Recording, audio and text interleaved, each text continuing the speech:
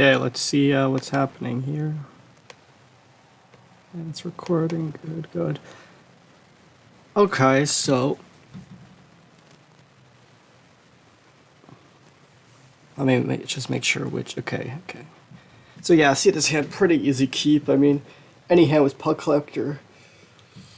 Obviously, it's the most important card to have in your opening hand, and then I just have a bunch of spells to cast along the way that are going to curve out. So yeah.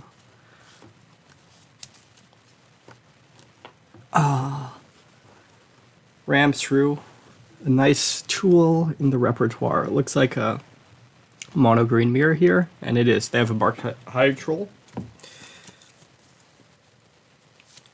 So here I have the first choice, where basically I can cast a Pellet Collector, or I can cast a Wildborn Preserver.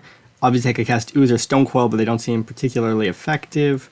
So I decided to cast a Wildborn Preserver. I think about it a little bit, but it's just so much more mana efficient, and all the extra mana all the extra mana I have, I can just pump onto the Wildborn Preserver. So, I mean, maybe if you find some reason that you want to, play something else, but it seemed pretty clear to play the Wildborn Preserver. And I don't block because I don't want to get blown up by a Ram Through, and also my creatures can grow. So they play a Stonecoil. Sure. Grow up my dudes. And Questing Piece, fine draw, but lands are pretty good now because now that we have a 4-drop and we have a lot of stuff to do. So I play Pellet Collector, and I grow it to make it a 4/4. This way it's pretty hard for them to have a good attack, because if they kill my Wildborn, it's going to grow my Pellet Collectors. They have a couple of 3/3s, etc. Stuff like this. And I don't attack because, I would just be behind in that race, basically. Like this, I mean, yeah, it's pretty clear, like, if they played a Questing Beast, I would be so behind. Okay, so they play a Vivian here, so it's going to be interesting. How can I pressure this? It's going to get, Planeswalkers always make stuff interesting. It's brought out a couple counters, sure. So let me see, I drew a land, perfect. So now I have a few options. I could play Questing Beast. I guess I can, I'm probably going to take some time to make this play. So I can play Questing Beast, but then it's not really great. They have 2 4/4s, I have 2 4/4s, they kind of trade. I don't really want to jump attack my Pellet Collectors. I mean, it's fine, if I didn't have anything else. But I have a really good play present where I can play my Forest, play Stonecoil for 1, grow the Wildborn to a 5/5, and then I can fight one of their creatures, and then I swing at Vivian, and then they either have to chump block or lose their Vivian. Chump block with a 4/4. So it's kind of interesting because, playing for Stonecoil for a 1/1 is a little bit sketchy. I don't, but I end up going with this because then basically they lose their Vivian. They only have 2 cards in hand, so they're going to lose their Vivian or chump block, basically. So I would go with that. Like, I could play Questing Beast, and then everything would trade, but this just seemed like really a good option. I mean, I'm not sure. Maybe you get a better win rate playing the Questing Beast. It seemed like this would be a really good turn. I debate a little bit which one do I care about killing more. Because Stonecoil, if they have Gem Razor, Stonecoil's bigger if they have Gem Razor, but Bark Hydrol can have Hexproof. Yeah, I'm not sure. Maybe I should have killed the Stonecoil. I mean, I did think about it there because clearly I was going between the two. Because this way, if they have Gem Razor, the Stonecoil is going to be 8/8. Can't remember exactly what I was thinking. Oh, maybe I was thinking I can draw my own Gem Razor too to kill their Stonecoil. Maybe stuff like this. Okay, so now they play Vivian Monsters Advocate. So they got Vivian's. I think I won the die roll this game. I'll have to watch because that might have been a big factor in why my position was good. So I play the Questing Beast. And that's kind of interesting. I have to, debate a little bit how I want to attack it. What I want to do, I mean. So, yeah, attack them. Attack Vivian. We're going to send other stuff in. So currently, this way, the way they have it. So usually when I'm making these attacks, I do the most obvious attack. So I'll attack with 2 big creatures. And I'll be like, what are their blocks and how does it look like? And is this good for me? So I'm like, I can attack like this.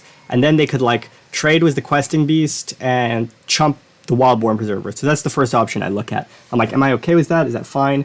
Then I'm like, okay, now what if I start attacking with these creatures? What do those blocks look like? So that's kind of what I'm doing here. I'm like, let's say attack with everything. Then I'm like, wait a second. So right now I'm like, yeah, they can block the Questing Beast with the 4/4, and they could either lose Vivian or they're probably going to jump with their Beast. And I'm like, but I'm like, the Questing Beast Dranger is my Pellet Collectors. I have a second Questing Beast.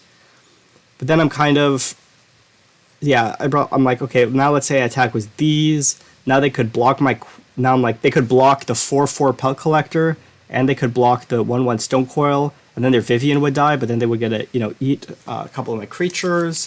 That kind of runs through the variations of the blocks.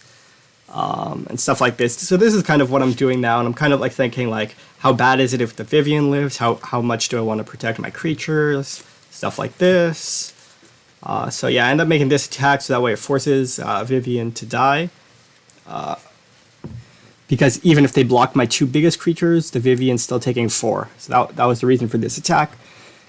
And so yeah, to get the most value, they could block my Pelt Collector, and then they could block my Stone Coil. But if the Stone Coil dies, it's not like a huge deal to me because it's a 1/1. Obviously, it has, I'd rather have it in play. It can be good with Gem Razor, but it's not. It's kind of like losing a Lingering Souls token. So yeah, now they go like that. Then they're like, yeah. So I think the most value, I don't know what their hand is and what their plan is, but the most value is they could have blocked my Pelt Collector. And the hero was pretty happy because I didn't even get chumped. Like, I didn't lose any creatures for free, and their Vivian died. They play their own Questing Beast. But it's not that impressive at this point because even my own Pellet Collector is the same size as it. So let's see what I do. Probably attack with everything.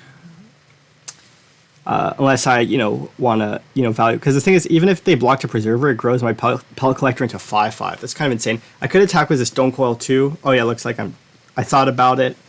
I remember. I was like kind of thinking about it, but then I was like, I don't know, blah, blah, blah. I mean, this is kind of where stuff gets intellectual and you really have to think about this kind of stuff. But here I was kind of lazy probably. You can see it was 7 p.m. by the clock, so I just played safe, even though, it's probably wrong because they're kind of forced to block something.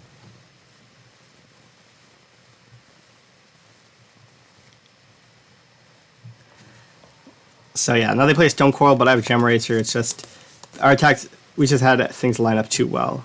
So let me see at the beginning. I want to see if I was on the play again. So yeah, now that's just game. So, I mean, I guess you can watch this because it's satisfying, maybe. Oop. Yeah, they just group here. So was I on the play? No, I was on the draw, but that was the power of the Pellet Collector. This card is so good in the mirror, so. So anyway, so let's go. It's about 7 minutes. Here you can watch a replay. It was really nice how everything lined up here with the Planeswalkers. Really cute. So yeah, here I'm sideboarding. And I kind of bring in these cards, Lovestruck Beast. The 1/1 has utility. It's a 5. Like, you kind of want to get creatures on the board, to pressure Planeswalkers, to block and attack. It's a 5/5. It's just pretty big, Then I sided out. I sided out the Stone Coils because they're kind of slow in the matchup. There's no multicolored stuff to have protection with. There's no flyers, So some of the keywords are less valuable. There's, if you get Gem Razor, it's pretty bad. A lot of stuff like this. And Stone Coil is also better with Gem Razor because it's like one of the cards you want to put your Gem Razor onto. I cut the Barkhide Trolls because I'm siding Adversaries as a pseudo 2-drop. And I'm siding out Gem Razor because there's not that many targets. I mean, there's Stone Coil, there's... but most people would side it out probably. Maybe they'll leave it in, depending on their build or what they think about it. And there's Great Henge, which is a good target to hit. And it is a 4-mana 4/4, which isn't too bad. But I felt I prefer these cards. It's kind of funny with Barkhide Troll because I kind of sided out because it's kind of small, in the matchup. And so it's not going to have great attacks or blocks. Particularly it looks embarrassing against a card like Questing Beast or Elder Gargaroth or stuff like this. But it's kind of good against Occam Adversary because you can block it pretty easily, but also it's kind of bad against Occam Adversary because it can let them cast it earlier. But as you can see, most of our creatures can't block the adversary that well. Like most of my 2-drops, don't line up with the adversary that well. So it's kind of interesting, and and I'm on the draw here. So yeah, So I do this, click submit. You could also, sometimes I have a second, well, you'll see when I play more games, but sometimes I'll have the second gem raiser over a land, but that's probably wrong. It just depends. Like one time my opponent played a crystalline giant, you know, stuff like this. So yeah, not just sideboarding. I'll skip forward a bit there in the tank. So yeah, I open up on this hand. My opponent mulligans. Seems like a pretty clear keep to me. You know, Nissa's pretty good at protecting Nissa. You know, so yeah. Like, you want a mulligan so that you have a good curve with the deck, but you don't want to just, you know, mulligan to Pellet Collector or something, you know, too crazy. So yeah, they play Lovestruck Beast. Cool, cool. I kind of debate which land to play for half a second. I'm like, if I played a castle, they might think I'm low on lands, but I'm like, whatever. Like, why am I thinking about this? Just play a forest, pass. So, draw Vivian. Cool, cool. I'm like, yeah, I'm just messing around, seeing if this works. Doesn't work, so I pass. You know, seeing if maybe it's green or white. I mean, I've read the card before, but you always got to check, right?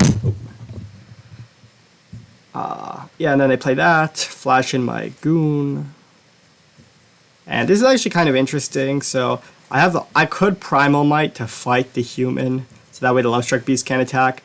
But it doesn't seem very good, especially because I can just level up this Wildborn Preserver, for example. And that way I still get a use out of my mana. But it's definitely something that I think you should consider, even though it's not an appealing line. Like, I think you can wait a turn, have some life to play with, and it's just not a great exchange. You don't really want to use a fight spell on this token. You know, it's kind of bad exchange. So they're going to go double fight. So that's why I mentioned it, because, you know, now they get pretty aggressive. They have 2 cards, and boom, I draw Rams through. So I play the adversary, and I think I actually do fight the token here, because it's hard to fight most of their creatures because my creature is small, and because my life is pretty low, and because I have a bunch of spells in my hand to cast. So I do fight the token here. Could be wrong. Could be right. Genius or Grifter. I don't know. It's just like my mana is going to be kind of tied up anyway, I felt. So yeah, they play Vivian, and what do? They fight. Oh yeah, I feel this game's going to be a close game. For sure.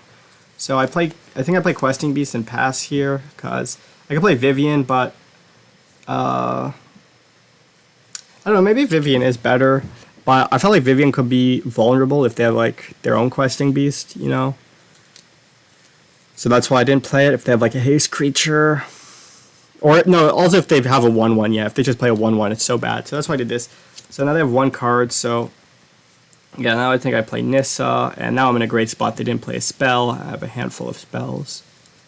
So I play Nissa, and I think I actually play pretty conservative here, because I kind of am like, well, what if they have a 3rd Rams through? Maybe it's a bit conservative. Maybe it makes me vulnerable to them just having, you know, other stuff. But I didn't want to get blown out by Rams through, because I felt like I'm pretty far ahead, and it's pretty hard to lose unless I, you know, try to Rams through, and then they have their own Rams through, but obviously it could backfire in some ways. You see, I do think about attacking. I'm like, because basically by playing around the Rams through, it could make me more likely to lose to like random stuff.